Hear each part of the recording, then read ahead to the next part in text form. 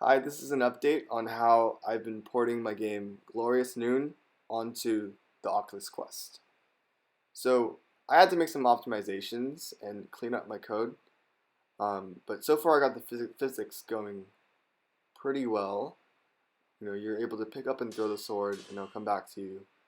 I added in the hand models as well. When you throw the sword, it's fairly precise. You can see I could hit that. I could hit the axe, um, but there's some bugs. When I walk around with the sword, it kind of jiggles and is not able to keep up with the transformation of the player.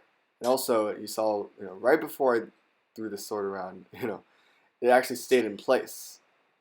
And that's because the way that the Oculus Quest captures motion and velocity of your controllers is through the sensors at the front of the headset. If my hand is behind my head and I release an object and I want to see it fly, it won't be able to track that velocity because my hand is behind the sensors. So over here, I'm testing how much the Oculus Quest can handle, in terms of performance. So I have a bunch of ninja enemies, and as you can see, when I hit one, there's slow motion, there's particles. It actually turns into a bunch of fractured pieces. And you know what? It was actually doing pretty well. It was at around 66 to 70 frames per second. But when I destroyed a ninja, you can see that a bunch of particles are flying everywhere, so that actually dropped the frame rate to around 55. Look at this thing I created. It's a cool little egg creature. Takes up a lot of frames though. This is some more art that I created. Some 2D art. I'm just testing it out. I like it a lot. This is a potential starting screen or starting area for the game.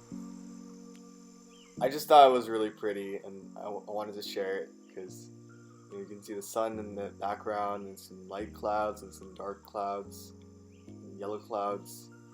Um, so yeah.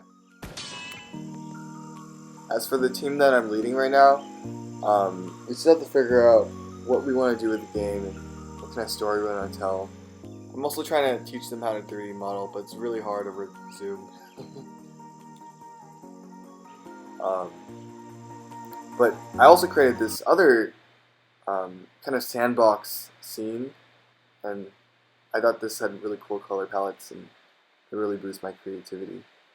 So that's all I have for right now. Thanks for watching.